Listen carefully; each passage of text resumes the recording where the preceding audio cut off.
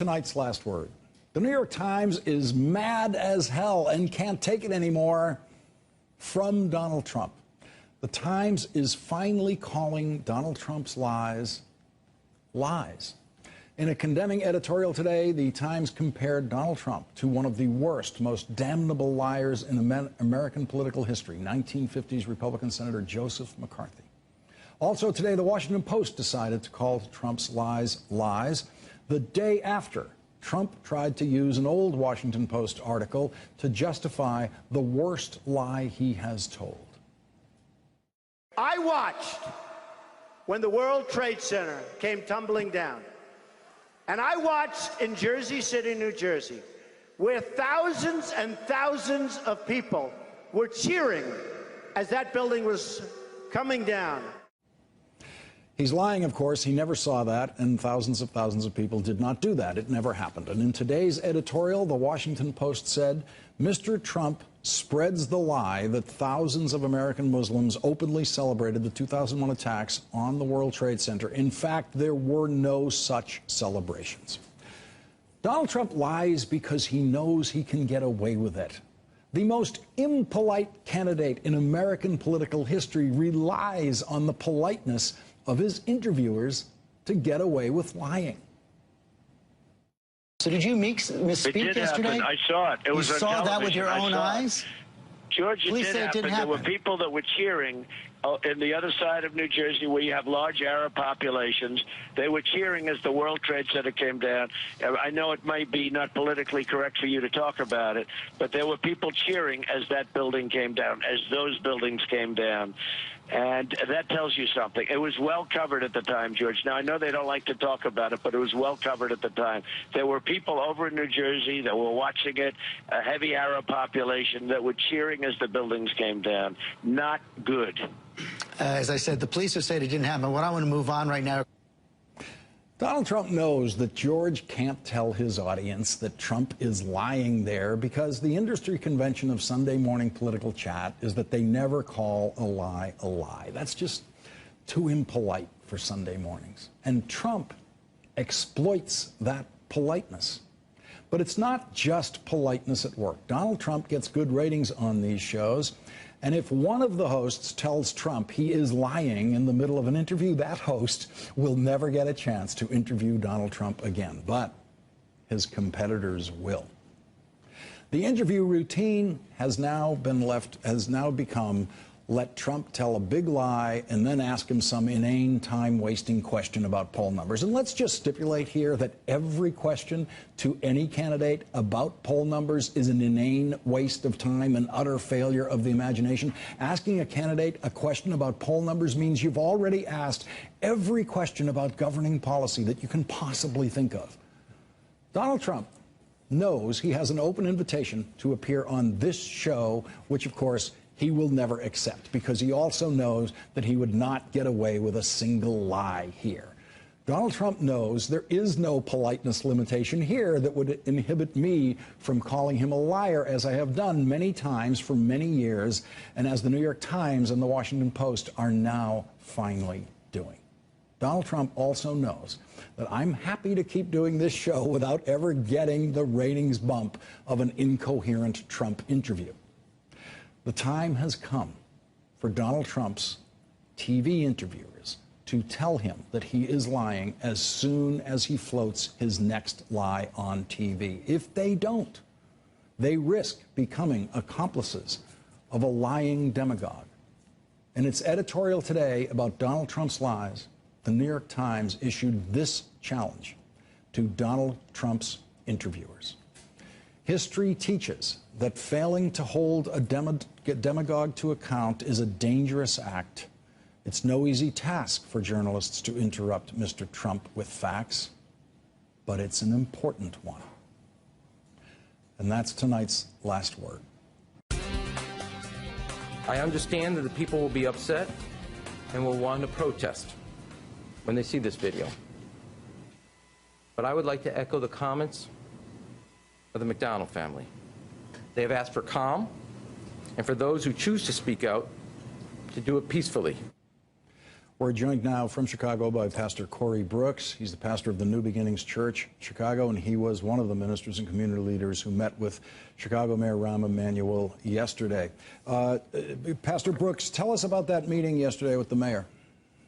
Well, yesterday we met with the mayor and pastors and city leaders, and he wanted to talk with us about helping to make sure that the city would stay calm and making sure that everyone understood that even though we have a First Amendment right to protest and to have demonstrations, he wanted us to help make sure that if there's any chaos or confusion, that we were there to help keep things calm.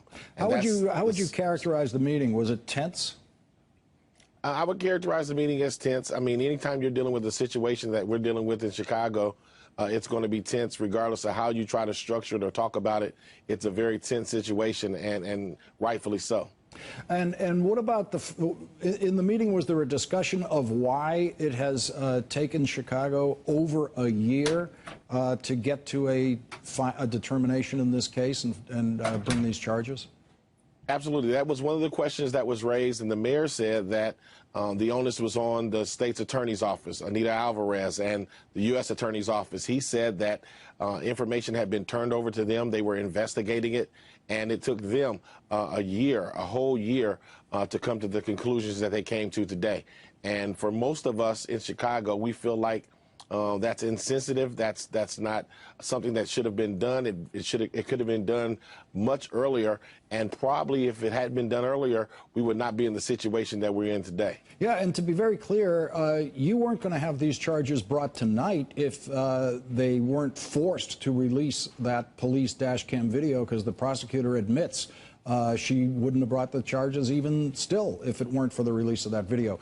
Let's let the prosecutor make her case now about why it has taken her over a year to get to this point in what turns out to be a very simple murder case. Let's listen to this. When you're investigating police officer cases, it's not the same as you're investigating one gang member shooting another. It just isn't.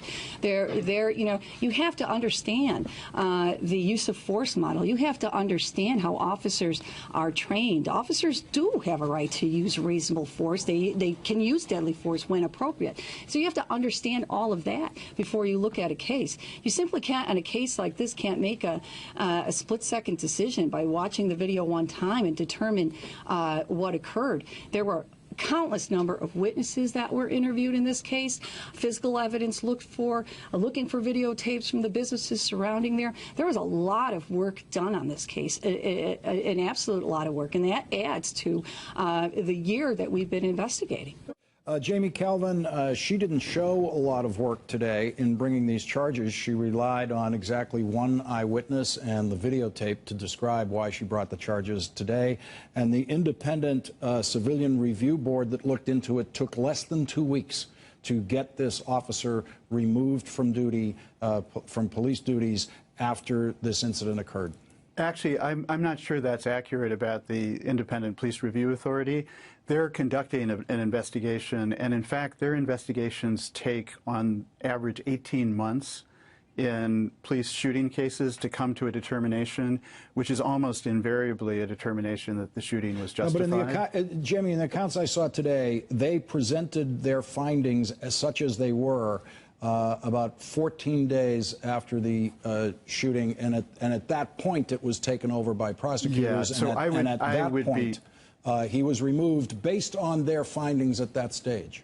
Right, and I would be highly skeptical about that assertion. I don't have independent knowledge that it's not the case, but you know, it was more than 14 days after the shooting that we got the tip from somebody close to the investigation that they were very concerned that it would not be vigorously investigated by the Independent Police Review Authority. So I think this may be, you know, a new narrative frame for the city administration about how they've handled the case. If I may add, you know, go ahead, Pastor Brooks. If I can just add something there, I hear what you're saying.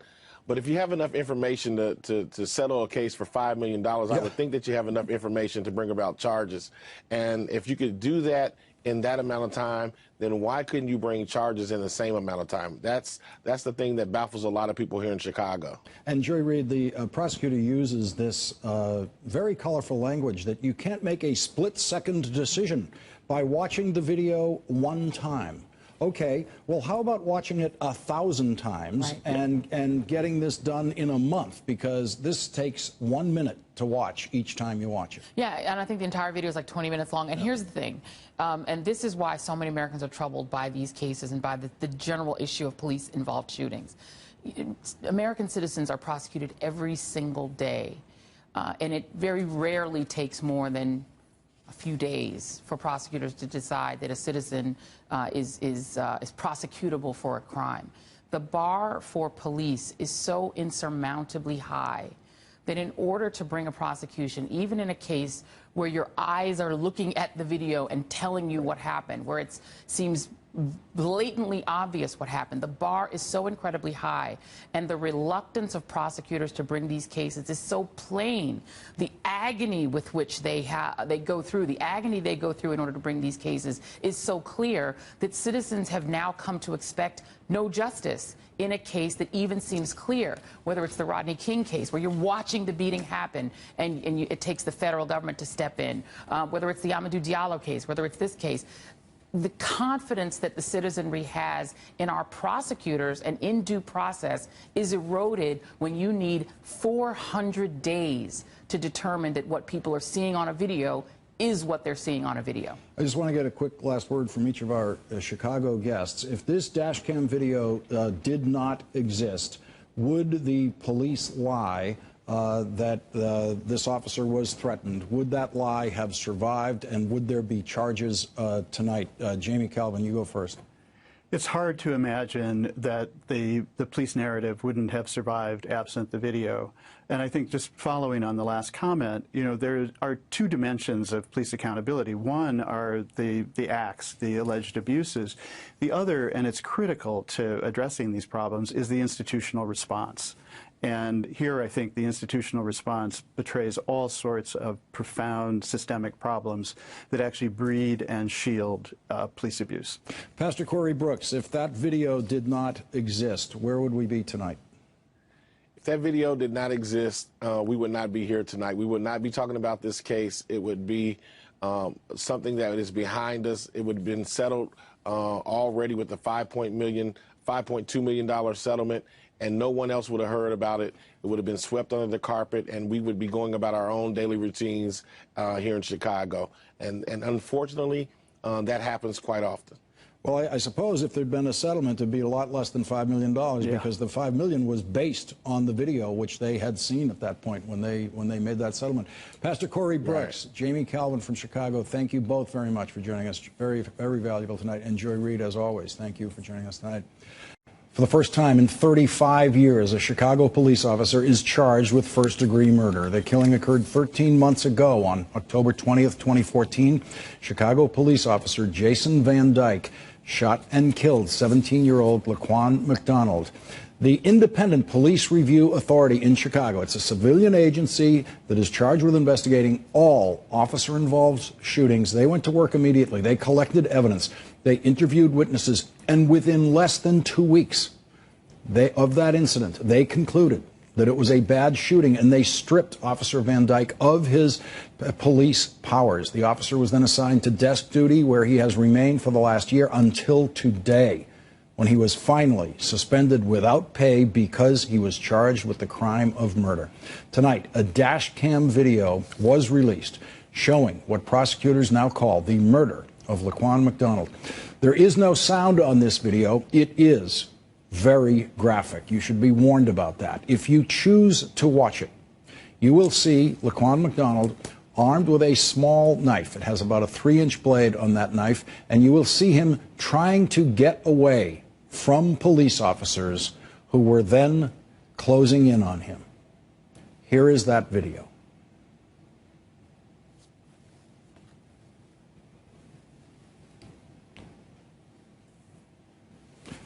That is Laquan McDonald in the middle of the road there. The officers will approach from his left. You can see him hit there. 16 shots in total were fired.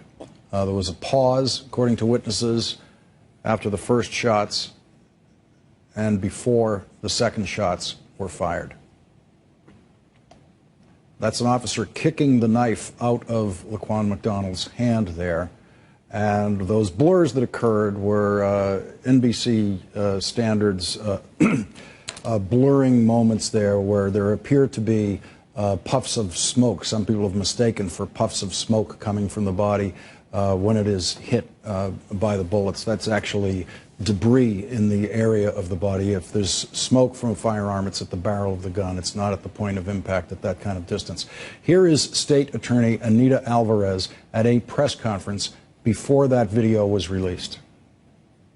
It is my determination that this defendant's actions of shooting Laquan McDonald when he did not pose an immediate threat of great bodily harm or death, and his subsequent actions of shooting Laquan McDonald while he lay on the ground after previously being struck by gunfire were not justified, and they were not a proper use of deadly force by this police officer. We're joined now from Chicago by Jamie Calvin, who's reported extensively on patterns of police abuse there. He works with the Invisible Institute and was the person who got the autopsy report in this case and got that to be public. Also joining us, Mark Claxton, director of the Black Law Enforcement Alliance. Also with us here in New York, MSNBC's Joy Reid. Jamie Calvin, tell us more about the history of this case and the way the information has dribbled out over time, mostly through efforts of third parties forcing the release of this information. Tell us first about how you managed to get the autopsy in this case. Well, I was able to get the autopsy with a Freedom of Information Act request as of the time it became available. But I think the really striking thing about what we have seen today is the city had everything that is known about the incident on October 20th of 2014, in which Laquan McDonald was shot and killed, was known within hours by the city. They had the video, they had the autopsy as of the next morning. So the information that has been at the center of public attention today, more than a year after the incident, was in the possession of the city within hours, if not even less time. And yet the city put out a press release that gave what they had to know was a false account. Young man with a knife, behaving erratically, lunges at officers in self-defense, strike him in the chest. He dies sometime later at a nearby hospital. You've seen the video. I think that can only be called an outright lie about what happened. And so the city then has, for the better part of a year, for more than a year, maintained that narrative until recent events. And Joy Reid, that narrative would continue tonight were it not for video. Video is the only thing that breaks this claim of self-defense that is always made in this case. The police union in this case lied about it, as police unions virtually always do in these cases. At the time of the shooting, Chicago Tribune reports, the police union maintained that the officer fired in fear of his life because the teen lunged at him. That was their description. That was lunged at him and his partner with that knife. That's the police union's official description, and that's a description you read in these cases all around the country. And then once in a while there's a videotape, and of course he was going away from them. There was no lunge at him whatsoever. The police union story, a complete lie. Yeah, and you can go back and take any case you want. The Patrick Dorismond case in the late 1990s in New York, where there was no videotape, but it was the same story, that it was the person who was shot who was attacking the officer. The Walter Scott case, you remember the initial story that was told by the officer and backed up by the department was that Walter Scott made a move for the officer's taser and the officer shot him in self-defense. The videotape proved that not to be true. And then you have have this case where, to Mr. Calvin's point, the city, which knew the information was not true, put out a story in the midst, by the way, of a very contentious re-election campaign for the mayor of the city, Rahm Emanuel. Remember, this took place in October of last year as Rahm Emanuel is fighting a runoff election against Jesus Chuy Garcia, an election that had a lot of implications in terms of things like race and in the midst of a lot of discussion around the country about Black Lives Matter. And so you have city officials, because I do believe, Mr. Calvin can correct me if I'm wrong, that he was tipped off about the existence of this tape by somebody who worked in the city, who worked for the city. And so there was a knowledge throughout government that this story wasn't true, and yet you had this wholesale effort to sort of confect a story that would justify the shooting, and only the forcing of this videotape out makes the prosecutor act, and it takes her a year. It takes her a year to figure out that something was wrong. And I would add that process of maintaining and enforcing this false narrative culminates in the midst of the runoff, the unprecedented runoff campaign between Mayor Emanuel and Chuy Garcia, with a settlement with the estate, with the family of Laquan McDonald for $5 million that the lawyers for the family had not even filed a lawsuit. What they had done is, through the probate process, managed to obtain a copy of the video.